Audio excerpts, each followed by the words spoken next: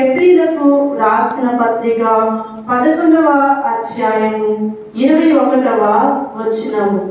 విశ్వాసమును బట్టి యాకోబు అవసాన కాలమందు యోసేపు కుమారులలో ఒక్కొక్కరిని ఆశీర్వదించి తన చేతికల మొదలు మీద ఆనుకొని దేవునికి నమస్కారము చేసెను. ప్రార్థన చేసుకున్నాం. మహోన్నతులైన మా తండ్రి, సర్వోన్నతులైన మా దేవ, మీకే వెళ్ళలేని స్తుతులు స్తోత్రాలు చెల్లిస్తున్నాము తండ్రి. దేవా యొక్క వాక్య ధ్యానములో విశ్వాసము అనేటువంటి అంశము ద్వారా తండ్రి దినం మీరు మాతో మాట్లాడండి. దేవా, మాట్లాడేది మీరు, నిలబడిన నేను కేవలం మీ యొక్క సాధనమై ఉంటుండగా మా అందరికీ అవసరమైనటువంటి ముఖ్యమైన ప్రాముఖ్యమైన విషయాలు అందించమని దేవా, ముందున కార్యక్రమాలను నడిపించమని త్వరలో రానైన యేసయ్య నామములో ప్రార్థించి అడిగి వేడుకుంటున్నాము తండ్రి, ఆమేన్. ఈ యొక్క చదివిన వాక్య భాగంలో మన యొక్క అంశం ఏమిటి? విశ్వాసము, ఫెయిత్. అయితే మనం చదివిన ఈ వచనంలో మనం ఏం చూస్తున్నామంటే, విశ్వాసమును బట్టి యాకోబు అవసాన కాలం ఏం చేశాడు? తన చేతి కర్ర మొదలు మీద ఆనుకొని దేవునికి నమస్కారము చేసెను. అవసాన కాలం అంటే ఏంటి?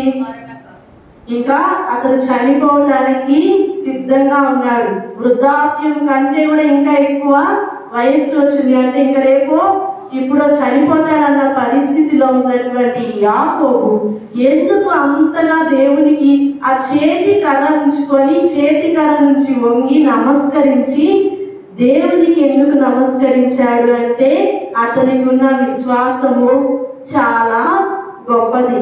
అయితే ఈ యొక్క 11వ అధ్యాయం మనందరికీ కూడా తెలుసు, ఇది విశ్వాసుల వీరుల పట్టిక. అయితే ఈ యొక్క విశ్వాసం అనేది ఏమిటో మనం చూద్దాం. 11వ అధ్యాయము 1వ వచనం. విశ్వాసం అనున్నది నిరీక్షింపబడు వాటి యొక్క నిజ స్వరూపమును అదృశ్యమైనవి యున్నవనుటకు రుజువునై ఉన్నది. విశ్వాసం అనేది ఏమిటి అంటే మనము నిరీక్షిస్తున్న వాటి యొక్క నిజ స్వరూపము అదృశ్యమైనవి ఉన్నవనుటకు రుజువు. ఒక చిన్న ఎగ్జాంపుల్ చెప్పాలి అంటే మనందరికి బాగా తెలుసు, ఎవరు? అబ్రహాము. అబ్రహాముకు దేవుడు ఏమని వాగ్దానం చేశాడు? నేను నీకు ఒక దేశాన్ని ఇస్తాను, నీ యొక్క సంతానాన్ని ఏమని చేస్తా అన్నారు? ఆకాశ నక్షత్రాల వలె, సముద్ర ఇసుక రేణుల వలె ఆశీర్వదిస్తానని చెప్పాడు. అయితే విశ్వాసమును బట్టి అబ్రహాము తన ఇంటిని విడిచిపెట్టాడు, తన ఊరును విడిచిపెట్టాడు. అయితే విశ్వాసము కలిగి ఉన్నాడు. కానీ వెంటనే కుమారుడు అనుగ్రహించబడ్డాడా? లేదు. కానీ అతడు ఏమని విశ్వాసం ఉంచాడు? అతడు దేవుని యందు ఒక నిరీక్షణ ఇచ్చాడు. ఏమిటి ఆ నిరీక్షణ అంటే, దేవుడు నాకు ఒక కుమారుని ఇస్తాడు, ఒక దేశాన్ని ఇస్తాడు, నేను ఒక దేశాన్ని స్వతంత్రించుకోబోతున్నానని విశ్వాసాన్ని కలిగి ఉన్నాడు. అతడు మాత్రమే కాదు, కానీ ఇంకా ఎవరెవరు విశ్వాసం కలిగి ఉన్నారు? అబ్రహాము, ఇస్సాకు, యాకోబు, వీరు ముగ్గురు కూడా విశ్వాసము కలిగి ఏం చేస్తూ ఉన్నారంటే వారి యొక్క స్వదేశంలో దేవుడు వారికి ఈయనటువంటి దేశంలో ఒక యాత్రికుల్లాగా, ఒక పరదేశులాగా గుడారాలు వేసుకుంటూ వారు జీవించారు. ఎక్కడ గుడారాలు వేసుకున్నారు? దేవుడు వారికి ఇవ్వబోతున్నటువంటి దేశంలోని ఒక గృహం అనేది లేకుండా గుడారాలు వేసుకుంటూ వారు జీవించారు. అయితే విశ్వాసమును బట్టి నిరీక్షించినవన్నీ వారి జీవితంలో పొందుకున్నారా? పొందుకోలేదా? పొందుకున్నారు. అయితే అబ్రహాము విశ్వసించాడు. అతడు విశ్వాసం ఉంచిన ప్రకారము ఎన్ని సంవత్సరాలకి కుమారుడు అనుగ్రహించబడ్డాడు? అబ్రహాముకి ఎన్ని సంవత్సరాలకి? 100 సంవత్సరాలకి. అప్పుడు అబ్రహాము భార్య అయిన శారా యొక్క వయసు ఎంత? 90 సంవత్సరాలు. అంటే వారు వృద్ధాప్యంలో ఉన్నప్పుడు వారు నిరీక్షించిన ఉంచిన దాని ప్రకారముగా, వారి విశ్వాసం ఉంచిన ప్రకారముగా ఒక కుమారుడు అనుగ్రహించబడ్డారు. ఆ కుమారుడు ఎవరు అంటే ఇస్సాకు. అయితే ఇస్సాకును బలిగా అర్పించడానికి ఎవరు దేవుడు అడిగాడా అడగలేదా? అడిగితే అబ్రహాం ఏం చేశాడు? విశ్వాసమును బట్టి దేవుడు ఒకవేళ నా కుమారుని చంపివేసినా అతన్ని మరలా సజీవునిగా లేపగలిగిన శక్తి గలవాడని విశ్వాసం ఉంచి తనకి ఇచ్చినటువంటి ఒక్కగానొక్క కుమారుడైన ఇస్సాకును బలి ఇవ్వటానికి కూడా ఇష్టపడ్డాడు. ఇందులో మనకి ఏం కనిపిస్తుంది? విశ్వాసము కనిపిస్తుంది. అంత మాత్రమే కాదు కానీ మరి ఒక వచ్చిన భాగాన్ని మనం చదువుతాం. ప్రియమైనటువంటి వాళ్ళ మనందరికీ కూడా అత్యవసరమైనటువంటి విషయము 11వ అధ్యాయము 16వ వచనంలో చూద్దాం. అయితే వారు మరి శ్రేష్టమైన దేశమును అనగా పరలోక సంబంధమైన దేశమును కోరుచున్నారు. అందుచేత తాను వారి దేవుడని అనిపించుకొనుటకు దేవుడు వారిని గూర్చి సిగ్గుపడడు. ఏలయనగా ఆయన వారి కొరకు ఒక పట్టణము సిద్ధపరిచి ఉన్నారు. ఇక్కడ మనం చూసినట్లయితే ఇక్కడ ఒక ప్రాముఖ్యమైన విషయాన్ని మనం చూస్తున్నాం. దేవుడు వారిని గూర్చి సిగ్గుపడడు. ఏదైనగా వారి వరకు దేవుడు ఏం సిద్ధపరుస్తున్నాడు? ఒక పట్టణాన్ని సిద్ధపరుస్తున్నారు. ఎవరి వరకు సిద్ధపరుస్తున్నారు అంటే ఈ యొక్క అబ్రహాము, అదేవిధంగా ఇస్సాకు, యాకోబు వీరు దేన్ని యోగ్యమైనదిగా ఎంచుకున్నారు అంటే వీరందరూ కూడా వాగ్దాన ఫలాన్ని చూసారా? చూడలేదు. చూసారా? చూడలేదు.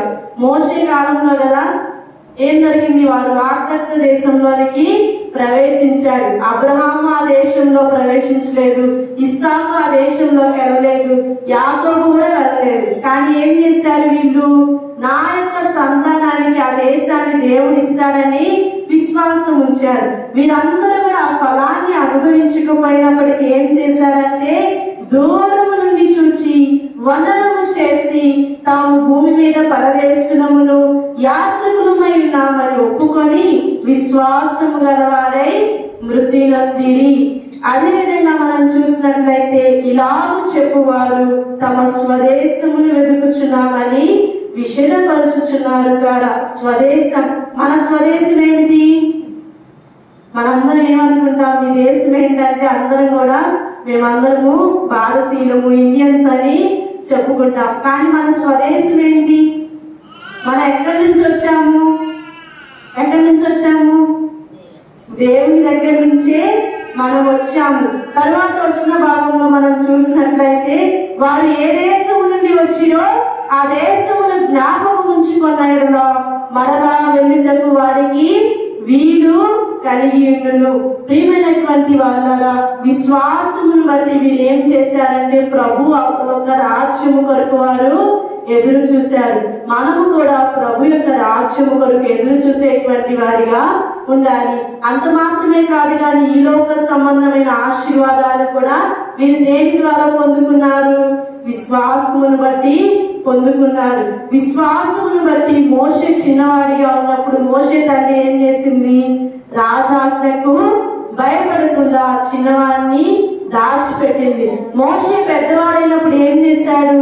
విశ్వాసమును బట్టి రాజాజ్ఞకు భయపడకుండా ఆ యొక్క ఐగుప్తు దేశంలో బానిసలుగా ఉన్న వారిని విడుదల కలిగించడం కోసం విశ్వాసమును బట్టి ఏమి ఎన్నుకున్నాడు? ఐగుప్తుని విడిచిపెట్టాడు. అల్పకాలము పాపభోగము అనుభవించుట కంటే నా ప్రజలతో శ్రమ అనుభవించుట మేలు అని విశ్వాసమును బట్టి మోషే ఏం చేశాడు? లోకమునకు వేరై జీవించాడు. ఇంత మాత్రమే కాదు, ఇంకా అనేక మందిని యొక్క విశ్వాస వీరుల పట్టికలో మనం చూడబోతున్నాం. అదేవిధంగా విశ్వాసం బట్టి ఇంకా ఏం జరిగింది? ఎర్ర సముద్రము 2 పాయలుగా చేయబడింది. విశ్వాసం బట్టి ఏమైంది? ఎరికో గోడలు కూలిపోయాయి. ఎన్నిసార్లు తిరిగారు ఎరికో చుట్టూ? 7 సార్లు తిరిగారు. 7 సార్లు తిరిగితే ఏమైంది? ఆ ఎరికో గోడలు, బలమైన ఎరికో గోడలు దేన్ని బట్టి కూలిపోయాయి? వారిలో ఉన్న విశ్వాసమును బట్టి కూలిపోయాయి. అంత మాత్రమే కాదు, విశ్వాసమును బట్టి ఒక వేశ్య, రాహబు అనేటువంటి వేశ్య రక్షించబడింది. ఆమె లోకానుసారమైనదిగా ఉన్న ఏమని విశ్వసించింది? ఆమె వీరు వేరుల వారు అని చెప్పి ఆమె విశ్వాసం ఉంచింది. మీ దేవుడు నన్ను రక్షించగలడు, నా కుటుంబాన్ని రక్షించగలడు, నాకు కలిగినటువంటి నా బంధువర్గాన్ని రక్షించడానికి సమర్థుడు అని ఆమె విశ్వాసం ఉంచింది. అంత మాత్రమే కాదు, ఇంకా 32వ వచనంలో చూసినట్లయితే, ఇకను ఏమి చెప్పుదును?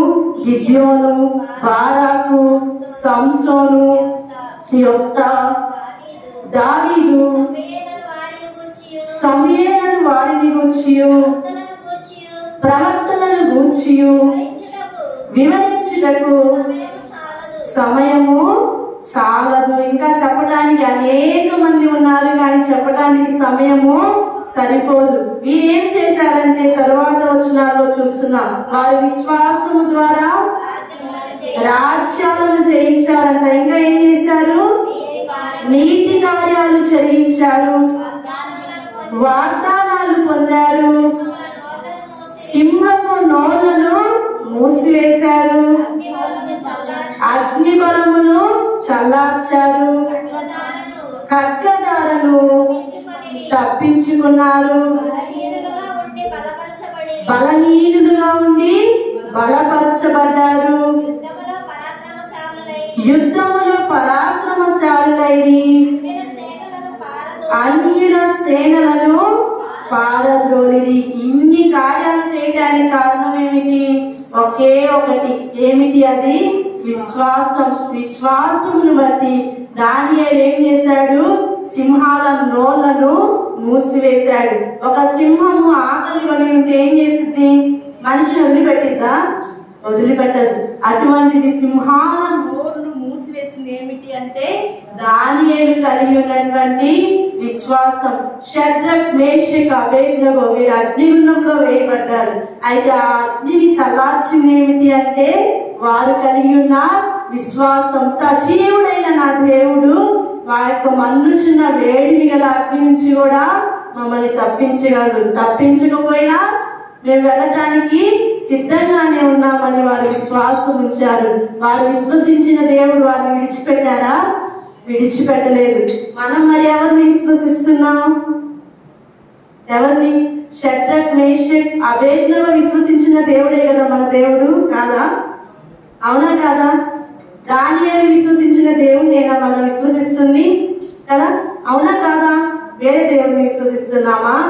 మరి మనము వారి కలిగి ఉన్నటువంటి విశ్వాసము మనలో ఉందా? ఈరోజు ప్రశ్న అదే. వారు విశ్వాసం బట్టి ఇన్ని కార్యాలు చేశారు. మరి మన యొక్క జీవితంలో విశ్వాసం ద్వారా ఏ కార్యమైనా ఇప్పటి వరకు జరిగిందా? జరిగిందా? ఎంతమందిలో జరిగింది? జరిగిందా? మీరెవరిలో జరగలేదా? జరిగిందా? జరగలేదా కదా? విశ్వాసమును బట్టి మనం చిన్న చిన్న కార్యాల వరకు ప్రార్థన చేస్తాం, కానీ దేవుని యందు మన విశ్వాసం ఉంచినట్లయితే ఆయన మన జీవితాల్లో చాలా గొప్ప కార్యాలు చేస్తాడు. మరొకసారి నేను ఈ యొక్క వచ్చిన భాగాన్ని మీకు తెలియజేస్తాను. విశ్వాసం అనేది నిరీక్షింపబడు వాటి యొక్క నిజ స్వరూపము, అదృశ్యమైనవి ఉన్నవనుటకు రుజువునై ఉన్నది. ఒక చిన్న ఎగ్జాంపుల్ చెప్పాలంటే, ఒక ఎగ్జాంపుల్ చెప్తున్నాం. ఇప్పుడు ప్రెగ్నెంట్ ఉమెన్ అన్నారు అనుకోండి, వాళ్ళ గర్భంలో శిశువు ఉండిద్దా? ఉండదా? ఉండదు కదా, బేబీ ఉండిద్ది కదా. అయితే ఆ బేబీ 9వ నెల వచ్చిన తర్వాత బయటకు వచ్చిద్దా? రాదా? వచ్చిద్దా? రాదా? వాళ్ళకున్న విశ్వాసం ఏంటి? 9వ నెల వచ్చిన తర్వాత ఖచ్చితంగా ఆ బేబీ బయటకు వస్తుంది. అయితే అటువంటి విశ్వాసమే మనకి ఏ విషయాల్లో ఉండాలంటే మన బిడ్డల భవిష్యత్ విషయంలో. చాలా మంది కుటుంబ రక్షణ కొరకు ప్రార్థన చేస్తూ ఉంటారు, అవునా కాదా?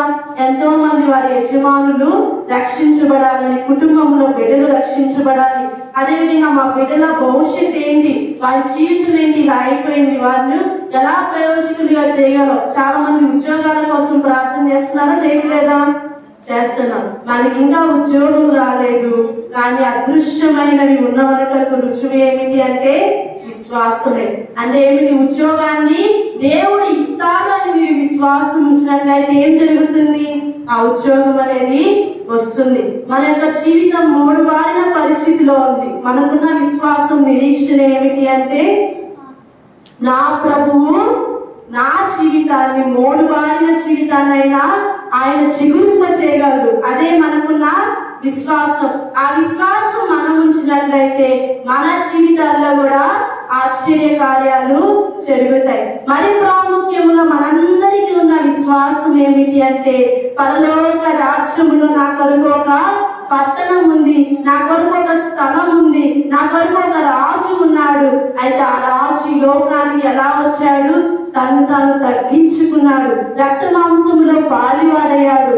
ఆయన ఈ లోకానికి నా కొరకు వచ్చాడు. పాపిగా ఉన్న నన్ను ప్రేమించడానికి యేసయ్య ఈ లోకానికి వచ్చాడు. ఆయన ఈ లోకానికి వచ్చి ఏం చేశాడు? దేవునితో కూడా సమానమైనటువంటి వాడైన యేసుక్రీస్తు వారు నీ కొరకు, నా కొరకు, నీవు నేను భరించవలసిన శిక్ష అంతా కూడా ఆయన భరించాడు. నీ మీద నా మీద ఉన్న పాప భారమంతా ఆయన సహించాడు. మనమైతే కొట్టబడాల్సిన వారు, నలగొట్టబడవలసినటువంటి వారు, మునకిరీటం పెట్టవలసినటువంటి వారు. ఆయనలో ఏ పాపము లేదు, ఆయన నోట ఏ కపటము లేదు. అయినప్పటికీ మన యొక్క దోషభరితమైన శిక్ష ఆయన మీద మోపబడింది. ఆయన మౌనిగా ఉన్నాడు. ఆయన తెలియజేస్తూ ఉన్నాడు, నిందకు నాకుండా బ్రద్దలైపోవచ్చునని. ఆయన యొక్క వీపంతా నాగలి చాలవలే దున్నబడింది. ఆయన రక్తం అంతా చిందించబడింది. ఆయన ఎముకలన్నీ స్థానాలు తప్పాయి. ఎంతో ఘోరమైన శిక్షను యేసుక్రీస్తు వారు నీ కొరకు, నా కొరకు ఆయన భరించి ఉన్నారు. ఎందుకు ఆయన అంత శిక్ష మన కొరకు భరించారు? ఎందుకు ఆయన ప్రాణం పెట్టారు? ఎందుకు అమూల్య రక్తాన్ని చిందించారు? అంత మాత్రమే కాదు, ఆయన చనిపోయిన దేవుడు కాదు, నా విమోచకుడు, యుగ యుగములు సజీవుడు. ఆయన మరణాన్ని జయించాడు. మరణాన్ని జయించింది ఏమిటి అంటే విశ్వాసమే. ఆయనకున్న విశ్వాసం ఏమిటి అంటే నేను నా బిడ్డల కొరకు ప్రాణము పెట్టినా నేను తిరిగి లెగుస్తాను. నా బిడ్డలు నా యందు విశ్వాసం ఉంచుతారని ఆయన ఉన్నటువంటి ఆ విశ్వాసము మరణాన్ని సహితము జయించింది. మరి మనం ఏం చేయాలి? ప్రభు కొరకు యోగ్యమైన ప్రవర్తన కలిగి మనం ఈ లోకంలో పరదేశులము, యాత్రికులమై ఉన్నాం. మనం ఎక్కడి నుంచి వచ్చామో ఆ చోటు మనం గుర్తు చేసుకోవాలి. మనం ఎక్కడి నుంచి వచ్చాం? దేవుని దగ్గర నుంచి మనం వచ్చాం. మరలా మనం ఎక్కడికి వెళ్తాం? మన్నైనది వెనకటి వలనే మంటికి చేరును, ఆత్మ దాన్ని దయచేసిన దేవుని దగ్గరకు చేరుతుంది. అయితే మనం ప్రతి ఒక్కరూ కూడా ఇప్పుడున్న మన దేహం, మనం ధరించిన వస్త్రాలు కాదు, కానీ మనం కలిగి ఉన్న దేహము కూడా మన సొంతమా కాదు. ప్రతిరోజు అర్థంలో చూసుకుంటా ఉంటాం మనం ఎంత బాగున్నామో అని కదా, అవునా కదా? ప్రతిరోజు చూసుకుంటా ఉంటాం. కానీ మనం చూస్తున్న ఈ దేహము కూడా మనది కాదు. మనది కాదంటే ఏమవుతుంది? దేహము శిథిలమైపోతుంది. యవ్వన కాలంలో ఉన్న అందం వృద్ధాప్యంలో ఉంటుందా? ఉండదు. అందం మారిపోతుంది, రూపు మారిపోతుంది, మన కలిగిన పరిస్థితులు అన్ని కూడా మారిపోతాయి. మన యొక్క శరీరాన్ని విడిచి ఏం కలిగి ఉంటాం? మనం ఆత్మ దేవుని సన్నిధికి చేరుతుంది. అయితే మన శరీరంలో ఉన్నప్పుడు ఏ కార్యాలు అయితే చేశామో ఆ కార్యాలన్నీ లెక్కలో వస్తాయా? రావా? వస్తాయి. మనం మంచిదే గాని చెడ్డదే గాని ప్రతి కార్యము కూడా దేవుని యొక్క రాజ్యములో మనం లెక్క అప్పచెప్పవలసినటువంటి వారి ఉన్నాం. కాబట్టి ప్రియమైనటువంటి వారు, ప్రతి చిన్న విషయాన్ని కూడా దేవుడు లెక్కలో తీసుకొస్తారంట. మనం ఏమనుకుంటామంటే చాలా మంది మన పిల్లలే కదా అని పిల్లలు ఇష్టం వచ్చినట్టు మాట్లాడుతూ ఉంటారు, అవునా కాదా? కొంతమంది బూతులు తింటా ఉంటారు, ఏదో ఒక మాట శపిస్తా ఉంటారు. ఆ మాటలు కూడా వస్తాయంట. మనం ఏ మాట మాట్లాడామో నీ బిడ్డని నువ్వు ఈ విధంగా మాట్లాడావు అనేది కూడా దేవుడు తీర్పులోకి తీసుకొని వస్తారన్న. కాబట్టి ప్రియమైనటువంటి వారు, ఈ లోకంలో మనకున్న విశ్వాసం ఏమిటి అంటే పరలోక రాజ్యమే. నేను చనిపోతే పరలోక రాజ్యానికి వెళ్తాను అని ప్రతి ఒక్కరికి కూడా ఒక నిశ్చయత అనేది చాలా అవసరమని ఈ యొక్క హెబ్రీలకు రాసినటువంటి పత్రికలో మనం చూస్తున్నాం. మనం కూడా మన కొరకు ఒక దేశం ఉంది, ఒక పట్టణం ఉంది. ఆ పట్టణంలోనికి మనం వెళ్తాము అనే విశ్వాసం అందరికీ ఉందా? ఎంతమందికి ఉంది? నేను చనిపోతే పరలోక రాజ్యానికి వెళ్తాననే విశ్వాసం ఎంతమందికి ఉంది కదా? ప్రతి ఒక్కరికి కూడా ఆ యొక్క విశ్వాసం అనేది ఉండాలి. మన కొరకు ఒక పట్టణం, మన కొరకు ఒక స్థలం, మన కొరకు ఒక కిరీటం, మన కొరకు ఒక సింహాసనం, మన కొరకు కొన్ని మహిమ కలిగిన వస్త్రాలు, ఎంతో సంతోషకరమైన రాజ్యం, నిరంతరము యుగ యుగాలు అక్కడ నివసించునైనా ఆకలి దప్పులు లేని రాజ్యం, ఎప్పుడు ఆనందము సంతోషమే ఉండే రాజ్యంలో ప్రతి ఒక్కరూ చేరాలి అని నేను మీకు తెలియజేస్తూ ఉన్నాను. ప్రార్థన చేసుకున్నాను.